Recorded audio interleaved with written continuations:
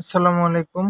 আজকে আমরা পড়ব পরিণতি ও সুশাসনের প্রথম পত্রের ৩য় অধ্যায়। এর আগে আমরা প্রথম ও দ্বিতীয় অধ্যায় শেষ করছি। ভিডিও চ্যানেলে আপলোড করা রয়েছে, সকলে দেখে নেবেন। চলুন শুরু করা যাক। তৃতীয় অধ্যায়ের নাম হলো মূল্যবোধ, আইন, স্বাধীনতা ও সাম্য। আজকে আমরা শুধু গুরুত্বপূর্ণ টপিকগুলো পড়ব, যাতে এক ক্লাসে পুরো অধ্যায় শেষ হয়ে যায়। সকলের 2x দিয়ে ভিডিওটি দেখবে, সম্পূর্ণ দেখবা, অবশ্যই কিছু শিখতে পারবা। চলুন শুরু করি।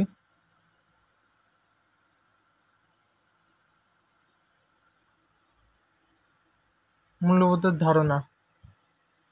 সমাজ কাঠামো, অবিন্যাস্য উপাদান ও মূল্যবোধ, ভ্যালুস, যে চিন্তাভাবনা, লক্ষ্য, উদ্দেশ্য সংক্রান্ত মানুষের সামগ্রিক আচার আচরণ ও কর্মকাণ্ডকে নিয়ন্ত্রিত ও পরিচালনা করে তাকে সাধারণত মূল্যবোধ বলা হয়। মূল্যবোধ হল সমাজ থেকে বিষয়গুলোর উপর মূল্য আরোপ করে কিংবা আমরা যাকে মূল্য দেই। মূল্যবোধ নির্ধারিত হয় সামাজিক মানুষের আচার আচরণ ও সমষ্টির গ্রহণযোগ্য রীতিনীতি ও নৈতিকতা দ্বারা। মানুষের সামাজিক সম্পর্ক ও আলোচনা প্রত্যক্ষভাবে নিয়ন্ত্রণের জন্য সব সমাজের বিভিন্ন ধরনের বিধিনিষেধ তথা মূল্যবোধ প্রচলিত থাকে। মূল্যবোধের শ্রেণীবিভাগ।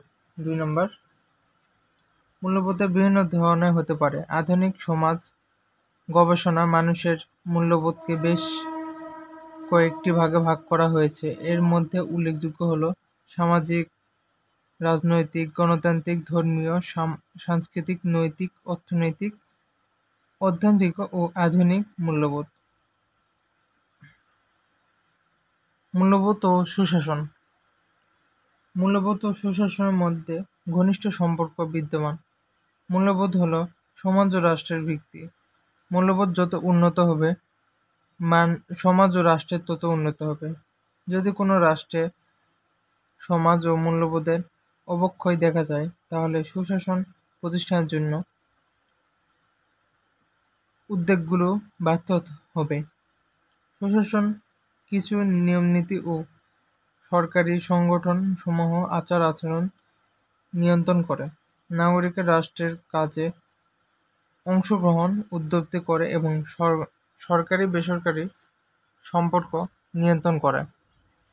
মূল্যবোধ ও সুশাসন উভয়ই হচ্ছে কতকগুলো নিয়মনীতির সমষ্টি মাত্র। আবার উভয়ের কতকগুলো উপাদান রয়েছে। এই উপাদান সমূহের মধ্যে ব্যাপক সাদৃশ্য লাভ করা যায়। সুশাসন উপাদানগুলো হল জনগণের অংশগ্রহণ, আইনের শাসন, স্বচ্ছতা, জবাবদিহিতা, জনমত, সমতা, দায়িত্ব, দক্ষতা, দায়িত্বশীলতা ইত্যাদি। অপরদিকে মূল্যবোধের উপাদানসমূহ হল নীতি ও ঐচিকবোধ, সামাজিক ন্যায়বিচার, শৃঙ্খলাবোধ, সহনশীলতা, সমমর্মিতা, শ্রমের মর্যাদা, আইনের শাসন, নাগরিক সচেতন ও কর্তব্যবোধ, সরকার ও রাষ্ট্রের জনকল্যাণমুখিতা এবং দায়-দায়িত্ব ও জবাবদিহিতা। সুশাসন ও মূল্যবোধের উপাদানগুলো সাদৃশ্য হল বিভিন্ন পরিষ্কার হয় যে সুশাসন সম্পর্কিত মূল্যবোধ সম্পর্ক ভূমিকা রাখতে পারে। আইনের ধারণা। 4 নম্বর টপিক। আইনের সাধারণ অর্থ হল নিয়মকানুন বা বিধিনীতি। ফার্সি আইন শব্দের অর্থ সুনির্দিষ্ট নীতি ও নিয়ম। আইনের ইংরেজি প্রতিশব্দ ল এর উপলব্ধি টিউটনিক শব্দ লেক থেকে। ল শব্দ স্থির বা অপরিবর্তনীয় এবং এটি সকলের ক্ষেত্রে সমভাবে প্রযোজ্য। সাধারণ অর্থে আইন বলতে সুশাসন কতকগুলো নিয়মকানুনকে বোঝায়। সমাজ জীবন, শান্তি শৃঙ্খলা বজায় রাখা ও সুষ্ঠু রাষ্ট্রের জীবনযাপনের জন্য মানুষকে কিছু কিছু নিয়ম বিধিনিষেধ আইন কানুন মেনে চলতে হয়। এসব বিধিনিষেধ জন্য নিয়ম কানুন আইন বলে। নাগরিকের আচার নিয়ন্ত্রণের জন্য অত্যাবশ্যক কিছু বিধানের সমষ্টি হচ্ছে আইন বা রাষ্ট্রের সমাজ কর্তৃক গৃহীত,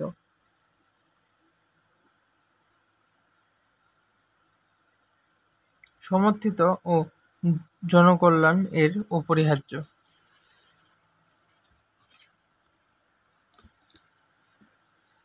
৫ আইনের শ্রেণীবিভাগ। রাষ্ট্রবিজ্ঞান ও সমাজবিজ্ঞানে ভিন্নভাবে আইনের শ্রেণীবিভাগ রয়েছে। কাজেই পরিধি ধারণের ভিত্তিতে অধ্যাপক হল্যান্ড আইনকে প্রধানত দুই ভাগে ভাগ করেছে, যথা জাতীয় অর্থনৈতিক আইন, আন্তর্জাতিক আইন। জাতীয় আইনকে আবার তিনি দুই ভাগে ভাগ করেছেন, যথা সরকারি এবং বেসরকারি বা ব্যক্তিগত আইন। সরকারি আইনগুলো আবার তিনি তিন ভাগে বিভক্ত করেছেন, যথা সংবিধিত, প্রশাসনিক ও শাসন সংক্রান্ত এবং ফৌজদারি আইন। অর্থনৈতিকতার ধারণা। নৈতিকতার ধারণা। নৈতিকতা ইংরেজি শব্দ মোরালিটি, অর্থাৎ মোরালিটি শব্দটি হচ্ছে ল্যাটিন মোরালিটিস শব্দ থেকে। এর অর্থ সঠিক আচরণ ও চরিত্র। কমব্রাইট ইন্টারন্যাশনাল ডিকশনারি অফ ইংলিশ অনুসারে নৈতিকতা হচ্ছে একটি গুণ বা ভালো আচরণ অথবা মন্দ আচরণ, স্বচ্ছতা, আইন ইত্যাদির সাথে সম্পর্কযুক্ত। এটিকে প্রত্যেক ব্যক্তির আইন বা অন্য কোনো বিষয়ের চেয়ে বেশি গুরুত্ব দেওয়া হয়। নৈতিকতা হলো সমাজ কর্তৃক স্বীকৃত ও আচারবিধি, কোড অফ কন্ডাক্ট। নৈতিকতা মানুষের মনে উদ্ভব ও বিকাশের জন্য এটি সমাজ পালন করে। নৈতিকতা ও নৈতিক বোধ একটি মানসিক বিষয়। এটি একান্তভাবে মানুষের হৃদয় মন থেকে উৎসাহিত। নৈতিকতা মানুষের আন্তরিক ধ্যান ধারণা সমষ্টি ও মানুষের সুকুমার বৃত্তি অনুপ্রেরণ করে। নৈতিকতা ও নীতিবদ্ধতা বিকাশ করে মানুষের ন্যায় অন্যায়, ভালো মন্দ, উচিত অনুচিত বোধ বা অনুভূতি থেকে। ৮ আইন ও নৈতিকতার পরস্পরের পরিহার্যতা। রাষ্ট্রের আইন ছাড়াও সমাজ ব্যবস্থা আরও কতকগুলো বিধি নিষেধ থেকে যায়, যা মানুষের আচরণ পরস্পরের সাথে সম্পর্ক নিয়ন্ত্রণ করে। মানুষের বিবেকবোধ, ন্যায়বিচার, উচিত অনুচিত ধারণা প্রভৃতির ওপর ভিত্তি করে এসব বিধি বিধান সৃষ্টি হয়। এদের নৈতিক বিধি বলা হয়। আইন ও নৈতিকতার লক্ষ্য এক বা অভিন্ন। মানুষের আচরণ নিয়মিত করে তাদের কল্যাণ সাধন করার উল্লেখের লক্ষ্য। আইন মানুষের বাহ্যিক আচার-আচরণ করে এবং তাদের নৈতিকতা মানুষের মনোজগৎকে নিয়ন্ত্রিত করে।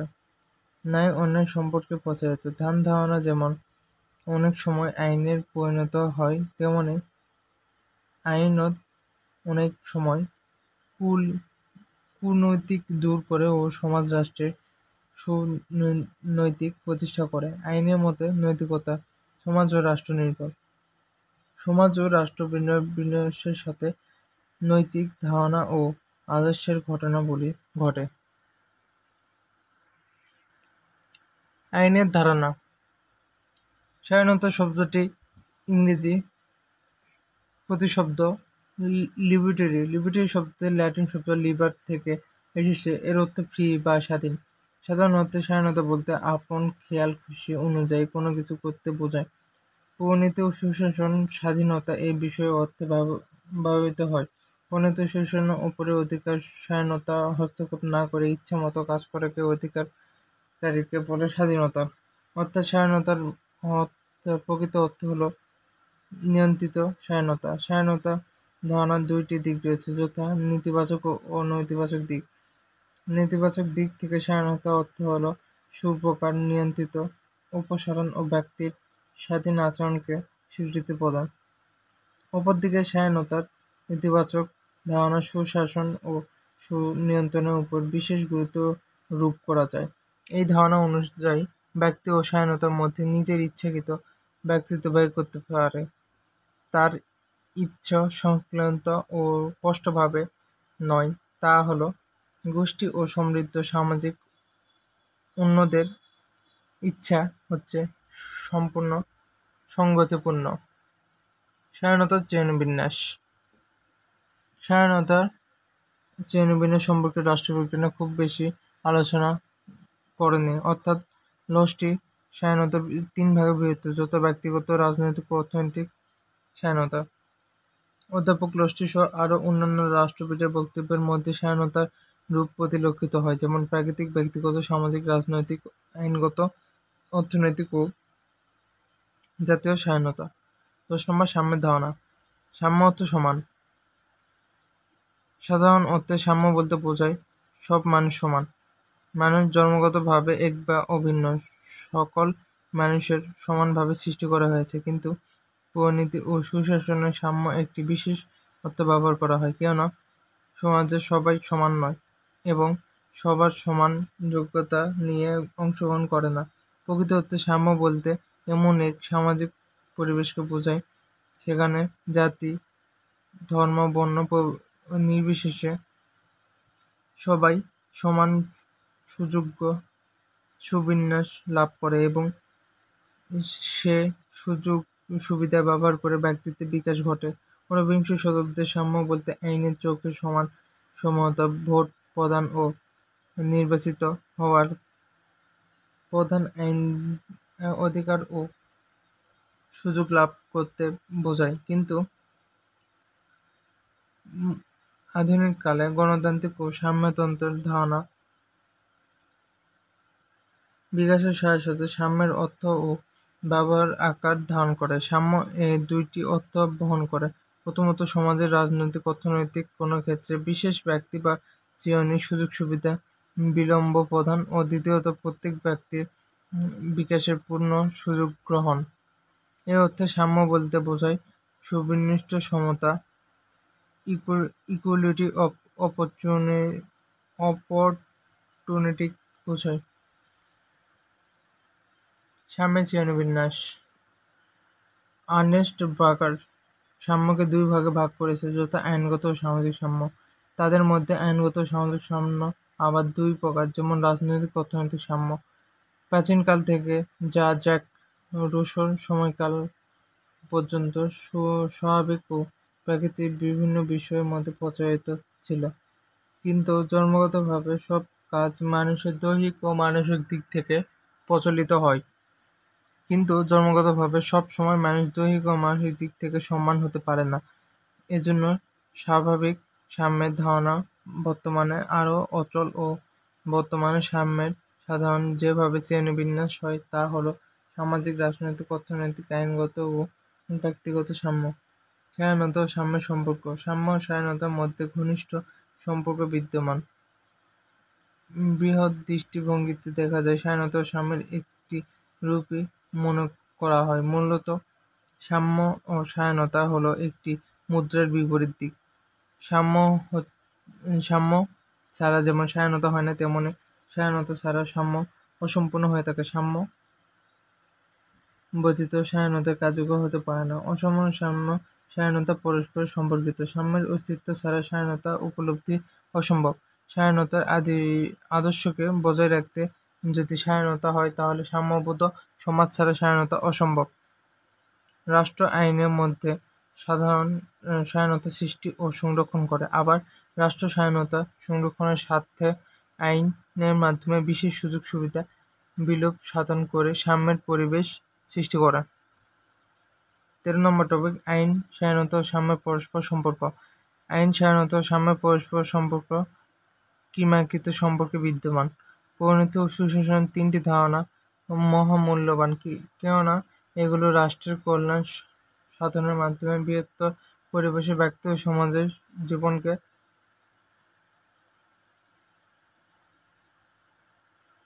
প্রণয়িত ও নিয়ন্ত্রণ করে। 3টি ধারণা ও অবিন্যাস্য বন্ধনে আবদ্ধ। এটি ছাড়া অপরটি পূর্ণতা পায় না। আইন স্বাধীনতা পূর্বশর্ত। আইনহীন সমাজে স্বাধীনতা নিরস্ত হয়। আবার সাম্য ব্যতীত স্বাধীনতা অর্থবহ হয় না। আইন স্বাধীনতা রক্ষা ও অভিন্ন। আইনের অর্থনৈতিক